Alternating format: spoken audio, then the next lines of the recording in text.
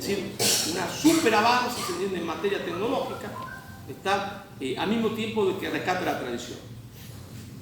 Esta insubordinación fundante, ¿no es cierto?, tiene su fin en septiembre, ¿no es cierto?, del 55. Pero fíjense ustedes que yo comencé diciendo, ¿no es cierto?, que le podíamos poner como título, ¿no es cierto?, el peronismo, la insubordinación fundante argentina, o el peronismo, la insubordinación inconclusa. Ahora, ¿no es cierto?, si nosotros decimos el peronismo es una insubordinación inconclusa, que puede un día concretarse, claro, queremos decir entonces que el peronismo no es solo pasado, sino que puede ser presente y futuro, ¿no? Ahora, si es presente y quiere ser futuro, hay que hacer la misma pregunta que antes, que al principio, ¿está? Porque en el mundo siempre hay países subordinantes y países subordinados. Hay opresores y oprimidos. Pero la pregunta es, ¿quién es hoy el opresor? Entonces, hay que hacer una pregunta nueva. Hay que volver a replantearse la pregunta. Y hay que preguntarse cuál es la ideología de subordinación de ese opresor. ¿No es cierto? Inglaterra, ¿no es cierto?, en realidad, cuando uno dice Inglaterra, dicho a secas, cometería un error. Es decir, cuando hablamos de Inglaterra tenemos que decir Inglaterra en toda su historia más la oligarquía financiera internacional. A partir de la creación del Banco de Inglaterra y sobre todo a partir de 1812, que la derrota de Napoleón, hay una ósmosis entre el poder político británico y el mundo de las finanzas. Esa ósmosis, ¿cómo se produce? Al punto tal de que uno no logra nunca saber dónde comienza uno y dónde termina otro. Muy sencillo. Yo se lo voy a explicar. Como decía Napoleón, un ejemplo, decía Perón, sirve más que 1000 palabras. Él es el rey de Inglaterra y yo soy el banquero. ¿Está? Entonces yo le digo, mira, vamos a crear una compañía de petróleo que se llamó la Shell, por ejemplo. ¿Está? Solo a modo de ejemplo. Bueno, la Shell, yo te voy a dar a vos el 30% de las acciones. 30% es un montón. ¿Está? Y el 70% va a ser nuestro. 50 la vamos a quedar, 20 la vamos a mantener en la bolsa. ¿Está? Cuando él, como rey de Inglaterra, acepta eso, ¿está? ¿Qué es lo que está? Y de otras compañías en la misma forma, ¿qué es lo que pasa? Hay una fusión, una metástasis entre mis intereses y los de él. ¿Está? Ahora, sus intereses son mis intereses, y mis intereses son los de él. Los dos estamos interesados en esa compañía de petróleo, que es él que explota el mundo.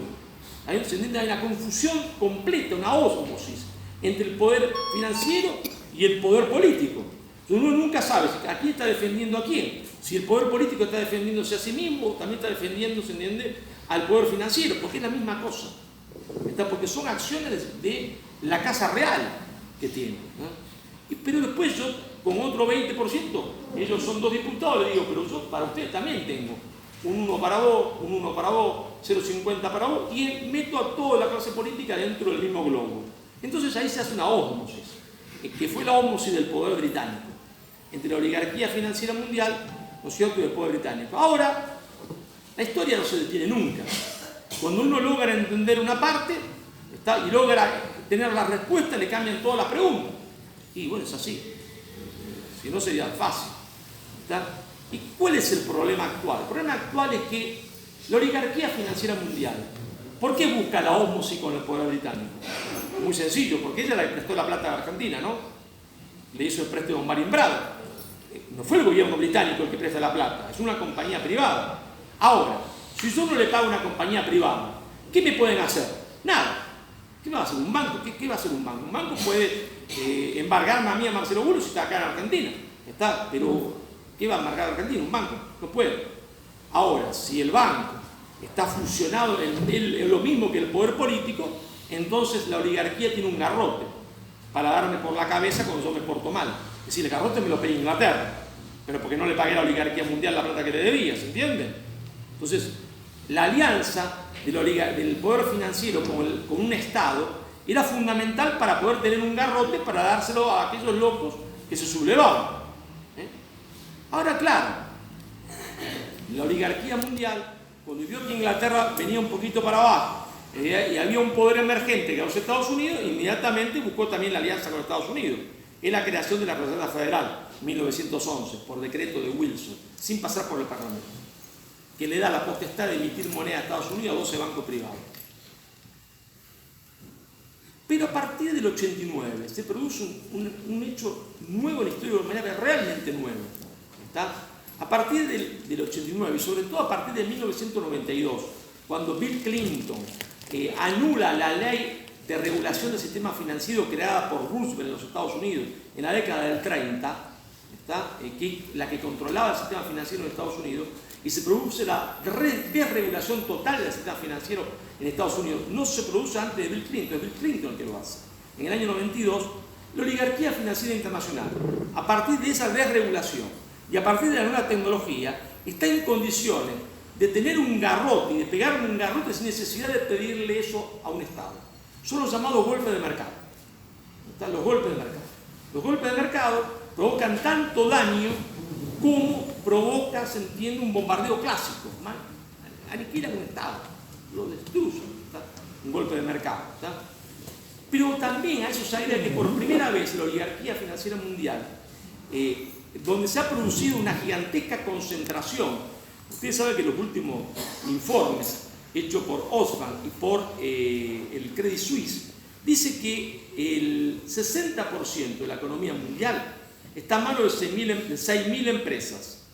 Y el informe avanza. Dice que en realidad cuando se investigan las 6.000 son 600. Y cuando se investigan las 600 son 60, dice el informe. Son todos bancos. Que son dueños de las compañías mineras, petroleras y de los medios masivos de comunicación. Los grandes diarios del mundo, las grandes cadenas de televisión.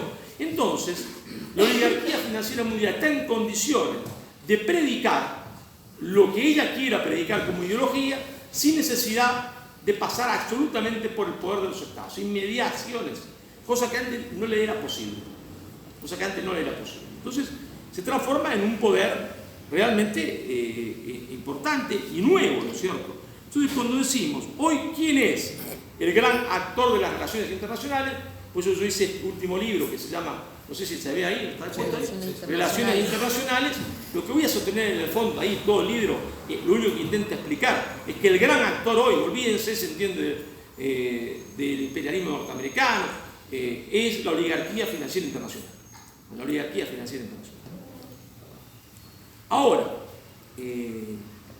si esto es así, si yo no me equivoco, yo puedo equivocarme, entonces el análisis será totalmente erróneo, es posible, ¿no? Siempre es una posibilidad.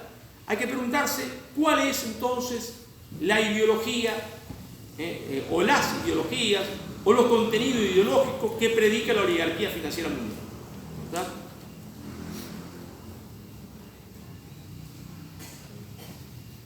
Y acá yo siempre le digo a los alumnos, esta es la parte donde más se me complican las clases. Miren muchachos, la cosa para mí es muy sencilla. Yo no sé qué hacer, o si ustedes no saben qué hacer, el razonamiento es fácil. Si los vampiros del mundo dicen que algo está bien, eso tiene que estar mal. No puede estar bien. Si los buitres del mundo dicen que algo está bien y predican y mandan plata para eso, eso tiene que estar mal. No sabemos por qué, no importa. Algún día lo sabremos, pero eso tiene que estar mal. No puede estar bien. Es lo mismo que nos había enseñado Jauretche. Jauretche va un día un diputado y dice, no, lo quería contratar como asesor. Jauretche dice, no hace falta me contrato, usted no necesita a nadie. Usted se levanta a la mañana, agarra a la nación. Está ese día, el día de la votación. Si la nación dice que hay que votar a favor, usted vota en contra. Si la nación dice que hay que votar en contra, usted vota a favor. Y no se va a equivocar nunca. Así que no necesita contratar a nadie. Ahí está. Y vaya tranquilo que va a acertar siempre. Esto es lo mismo. Si los vampiros del mundo, si los buitres del mundo dicen que hay que hacer tal cosa, hay que estar en contra. No sé por qué, no sé si es lindo, bueno o malo, pero eso para nosotros no nos sirve. Por alguna razón no nos sirve.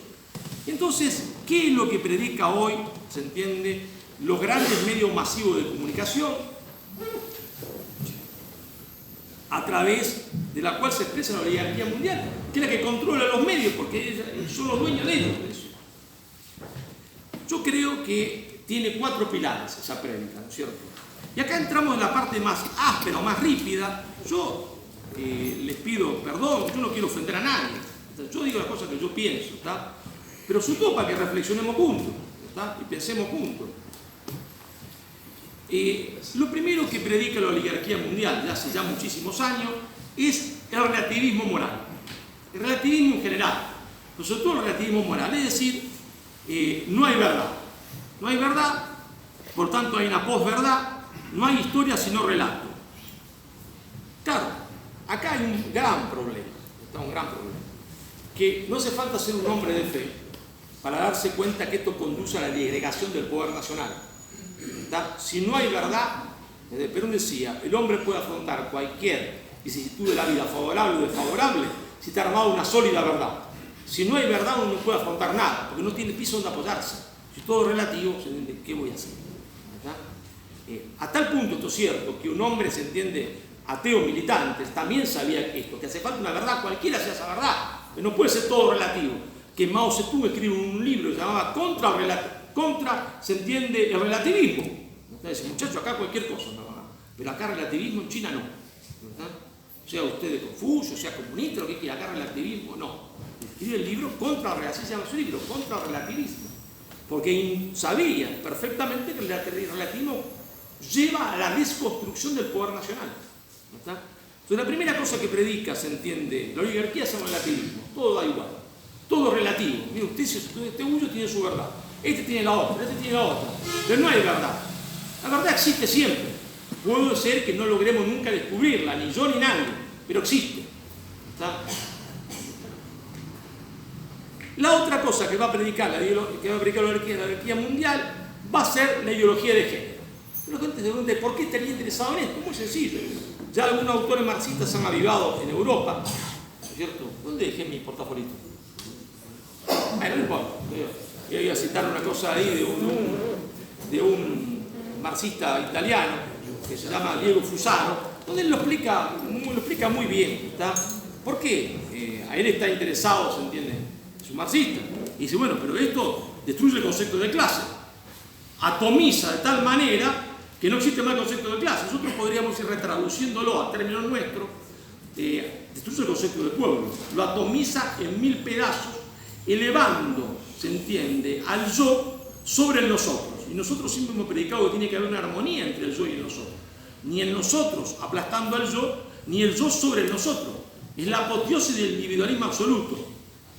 La apoteosis del individualismo absoluto. Entonces, destruye el poder nacional, destruye el concepto de pueblo. Esto, ¿no es cierto?, tiene consecuencias gravísimas. Los ingleses lo sabían. Y Eva Perón también lo sabía, por eso en un discurso ya Eva Perón lo anuncia esto. Lo encontraré.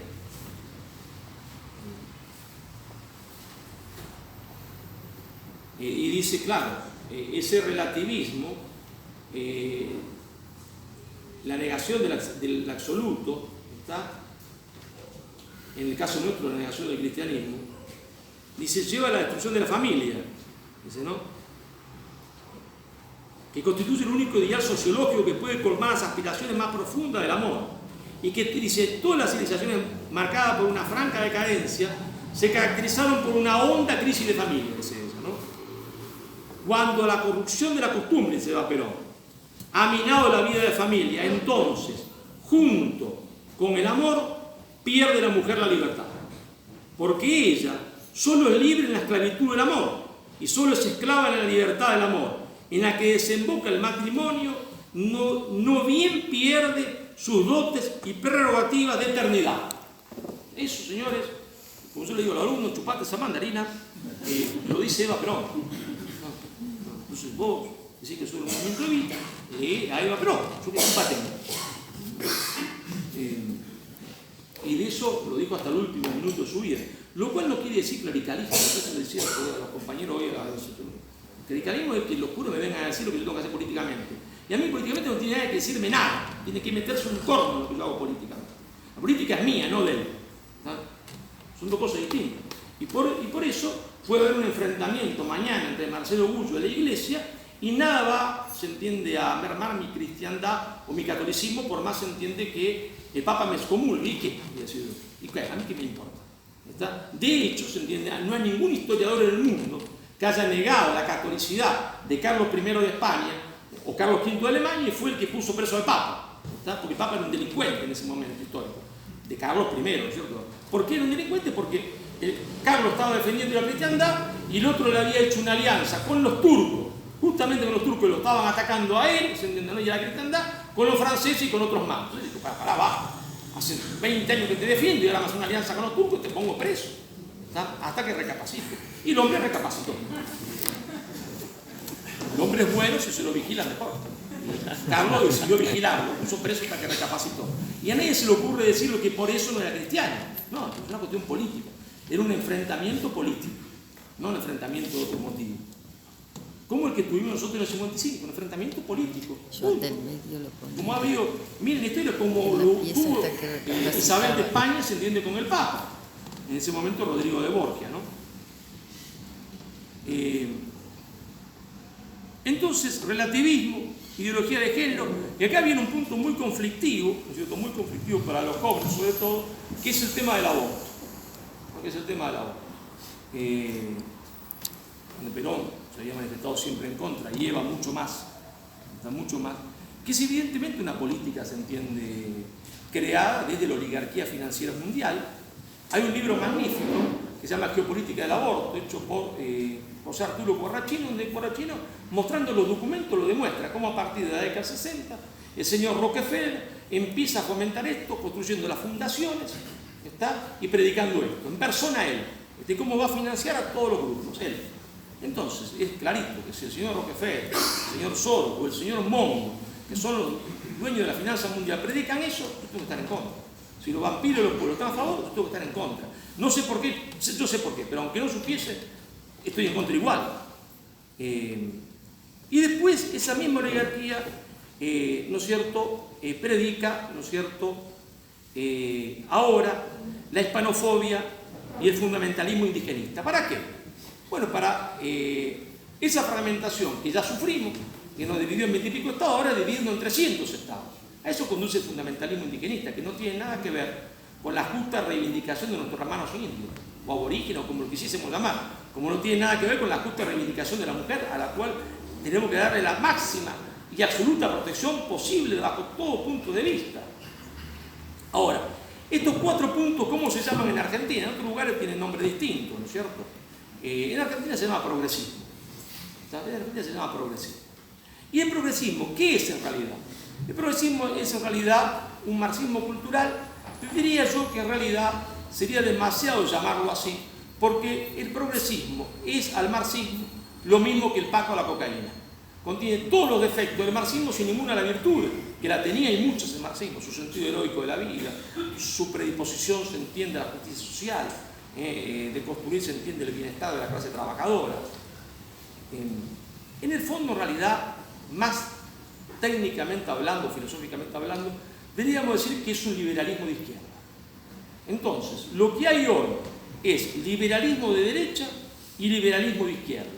Y cualquiera que sea parte de ese liberalismo de izquierda o de derecha es satanizado, ¿no?, por el pensamiento único, sobre todo los grandes medios masivos de comunicación, ¿no? Y esa es hoy la nueva ideología de dominación. Por lo tanto, si nosotros quisiésemos ser coherentes con nosotros mismos, esto solo vale para los peronistas. Cualquiera no peronista de la sala podría decirme, doctor Gullo, no vale para mí. Y claro, pero usted no vale. Eso solo vale para los que se autodefinen como peronistas. Aquellos que quieran ser coherentes con el peronismo, si ayer decían ni yanqui ni marxista, que en realidad era ni liberal, ¿cierto?, ni marxista, eso quería decir, no estamos ni de acuerdo con el liberalismo capitalista, que es el sistema colectivista marxista, hoy lo coherente sería decir, no somos ni neoliberales ni progresistas, sino que tenemos una tercera posición, como la hemos tenido siempre. Entonces, si nosotros quisiésemos ser coherentes, ¿no es cierto?, esa debería ser nuestra postura, si es que entonces el peronismo no solo es pasado, sino que intentar hacer presente y sobre todo futuro. ¿Está? ¿Por qué digo futuro? Porque claro, las ideologías, ¿no es cierto?, crean un cuerpo de pensamiento que provoca la subordinación ideológica, pero la subordinación ideológica a su vez después toma materialidad en las leyes.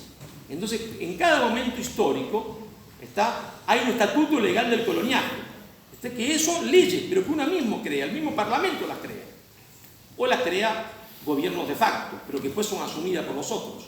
Entonces, Perón se enfrentó a un estatuto legal del coloniaje, el que los ingleses habían armado y perfeccionado durante la década infame. Entre ellos, Perón se encontró con el Banco Central. Ustedes saben que el Banco Central era un banco en realidad mixto, privado de Estado, pero que en realidad estaba controlado por los bancos privados, es decir, por Inglaterra. Y la primera cosa que hace Perón, antes de asumir, que le va a pedir a Farrell, es la nacionalización del Banco Central. Porque él tiene que destruir el estatuto ilegal del coloniaje, no puede perder tiempo. Entonces le pide. Las dos grandes medidas revolucionarias del peronismo fueron tomadas antes de que Perón asumiera. Nacionalización del Banco Central y nacionalización del comercio exterior. Y si hoy uno tuviese que definir cómo está construido el andamiaje del nuevo estatuto legal del coloniaje, ¿cómo lo podría definir? Muy sencillo.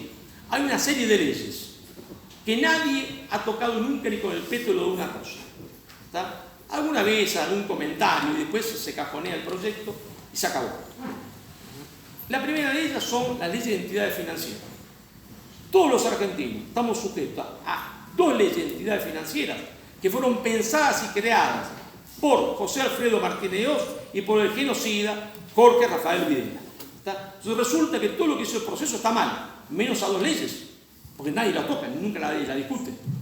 Las dos leyes firmadas por el genocida Jorge Rafael Videla están ahí intactas. Es la ley que regula el sistema financiero desde el año 76 a la fecha, sin modificación alguna. ¿Y qué cosa impide? Una cosa muy sencilla. No va a haber nunca reindustrialización de la Argentina, porque para la reindustrialización se necesita la reorientación del crédito, que es lo que hizo Perón, la nacionalización de los depósitos bancarios. Los bancos siguen existiendo, pero el Estado dice hacia dónde va la plata. Y esas leyes lo impiden. Entonces, y sin préstamos no hay industrialización. Hay recuperación de niveles industriales preexistentes, pero no se crea industria nueva. Ahora, ¿cuáles son las otras leyes que complementan eso? Desgraciadamente hechas, se entiende, durante un gobierno también llamado peronista, que son la ley de puertos. Y la ley de puertos es una ley fantástica, porque es como si yo le entrego la llave de mi casa, se entiende, a que custodia las entradas y salidas de mi casa, a un tipo extranjero a mi casa. En realidad me controla a mí. Ahí puede hacer entrar a mi casa o sacar de mi casa lo que quiera, porque la llave la tiene él. Tiene la llave de la puerta de entrada de mi casa. Eso es, se entiende, la ley que crea los puertos privados de Argentina, que son todos. ¿Está? Nadie se pregunta por qué Rosario es la capital de la droga. ¿Está? Por supuesto que a nadie le interesa preguntárselo, porque entonces, si uno se lo pregunta y dice la respuesta, tendría que actuar de forma coherente, y nadie quiere actuar de forma coherente. Muy sencillo. ¿Por qué se convirtió Rosario en eso? Porque toda la droga entra por el río Paraná. Si nadie controla los puertos nuestros, el Estado no tiene ningún control, se puede entrar lo que uno quiera, como sacar lo que uno quiera. Todo el mundo sabe en Santa Fe. Capaz que en Entre Ríos es igual, yo no hablo de Entre Ríos porque no sé. Pero en Santa Fe tengo muchísimos amigos y todos venden la mitad de la soja en negro. Se puede saber cómo hace una persona para vender la mitad de la soja en negro, si va por un puerto y sale, porque Cargill es dueño sube del puerto, del otro, y todo sale ascendiendo por el río Paraná, y la mitad de lo que sale nadie paga nada. Le dimos la llave de la casa al lobo, y el lobo hace lo que quiere. Después, la ley de minería, que es fabulosa. La ley de minería es extraordinaria, porque el tipo se come la montaña. Ustedes dirán, ¿cómo que se come la montaña? Claro, porque no es más como andar tan sin un huequito, buscaban el oro. No.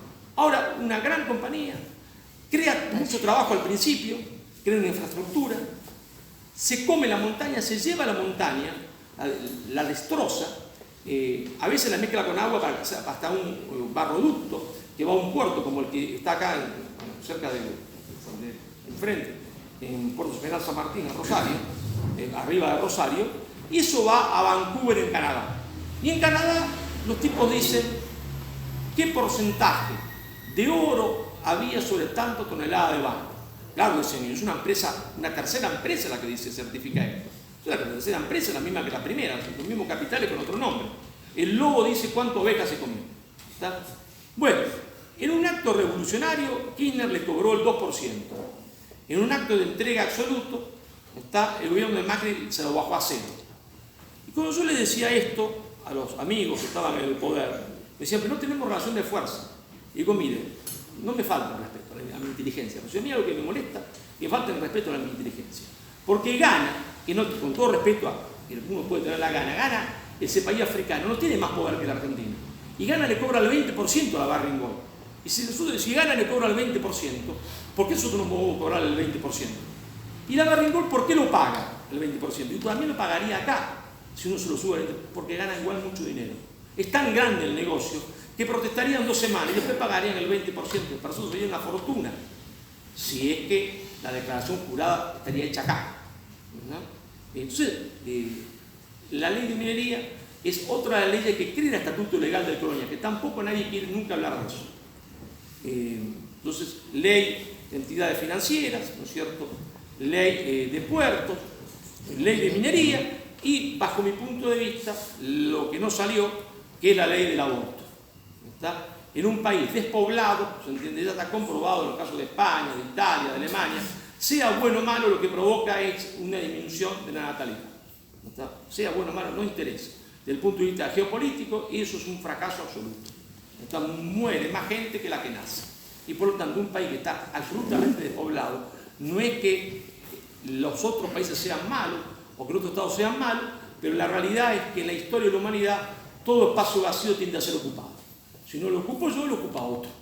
¿Está? Y entonces hay muchos poderes en el mundo, y no es una teoría del complot, ha sido pasado siempre así en la historia de la humanidad, que miran la Patagonia como un bocato de cardenal. En un mundo superpoblado, de escasez de materia prima, ¿cómo no van a mirar la Patagonia como un bocato de cardenal? ¿Está? Si en la Patagonia no vive nadie, ¿no? Estamos todos ultra concentrados, ¿entiende? En ese triángulo que va desde Buenos Aires a Rosario, Rosario, Córdoba, ¿está? Y más ultra concentrado en el Gran Buenos Aires. La Matanza tiene 2 millones de habitantes. 2 millones de habitantes tiene la Matanza. Rosario tiene 1 millón. Avellaneda, 500.000. Lanús, 1 millón. Todos los argentinos concentrados en un radio de no más de 80 kilómetros. Y el país despoblado. Un suicidio geopolítico. Esto constituye, se entiende, las herramientas a través de las cuales la subordinación ideológica se hace leyes. Una vez que se hace leyes, se hace corporal, porque empieza a actuar ya dentro de un marco legal. ¿No? Bueno, entonces, si el peronismo no es solo pasado, sino que quiere ser presente y futuro, debe volver a ser un movimiento nacional de liberación y, por lo tanto, debe plantearse en un momento determinado la supresión del nuevo estatuto legal del coloniaje, el rechazo a la nueva ideología de subordinación, lo cual no quiere decir que pueda hacerlo de la noche a la mañana, porque quizás es cierto que a veces la relación de fuerza puede hacer que no dé, pero debería por lo menos planteárselo como un objetivo a lograr en algún momento determinado, no planteárselo nunca, sino en qué se convierte. Se convierte en lo que yo temo que se convierta, ojalá ese temor no sea así, yo creo que ya es así, pero tengo siempre esperanza que deje de serlo, en un partido, ¿no es cierto?, de la administración colonial. Pasa de ser un movimiento nacional de liberación a un partido de la administración colonial. Ciertamente el más eficiente partido de la administración colonial. Porque los otros son, perdón si hay alguno que me escucha y pertenece a otro partido, como el Partido Radical o Cambiemos, los otros son ineficientes para conducir el taxi de la dependencia. Yo digo, señores, acá nosotros nos dimos cuenta que cuando amanecimos, después de la larga noche de la dictadura militar, de esa tragedia gigantesca, lo que no nos dimos cuenta es que antes el taxi era nuestro. Y cuando amanecimos, el taxi lo seguimos manejando nosotros, pero resulta que no es más nuestro. Es como un chofer de taxi que tiene que pagarle la plata a su patrón. Y eso era la deuda externa, ¿no? Entre otras cosas, la deuda externa, la ley de entidades financieras, todo estaba controlado para que el taxi no fuera más nuestro. ¿Y qué pasó? En las primeras elecciones democráticas, ¿no es cierto?, la primera que se va a hacer una campaña en Argentina de marketing político que nosotros nunca habíamos visto en la historia, hacen que gane el radicalismo. ¿Y el radicalismo qué hace? Choca el taxi, lo choca, lo arruina, ¿está? Hace un desastre, no sabe manejar, ¿no? Y entonces lo maneja, se entiende después, si ustedes quieren el peronismo, pseudo peronismo, como ustedes quieran llamarlo, pero sabe manejarlo, ¿está? No choca el taxi. Pero ¿y eso está bien? Sí, está bien. Es un paso superior, ¿está? Porque es mejor manejar un taxi sin chocarlo que chocarlo. Pero no vuelve a ser lo que era. No vuelve a ser un movimiento nacional de liberación. Simplemente se convierte en administrador de la dependencia, en el más eficiente administrador. Y eso es muy bueno, porque peor es chocar el taxi, ¿está? Y no tener más para trabajar. pero no es lo que fue. ¿Está? Y así, eso vale para el gobierno de Kirchner, bajo mi opinión, bajo el gobierno de Cristina. Un eficiente partido de administración colonial, pero el taxi sigue sin ser nuestro. Y en un momento determinado hay que plantearse, señores, ¿queremos que el taxi vuelva a ser nuestro? ¿Sí o no? Bueno, ¿en cuánto tiempo podemos lograrlo? ¿En 5 años? ¿En 10? ¿En 15? ¿En 20? ¿En 30? En lo que sea. Pero tenemos que tener un proyecto para que el taxi vuelva a ser nuestro. Porque nosotros nacimos como un movimiento nacional de liberación, no como un partido administrador de la dependencia. O somos eso, o en realidad después no seremos nada. Bueno, muchísimas gracias.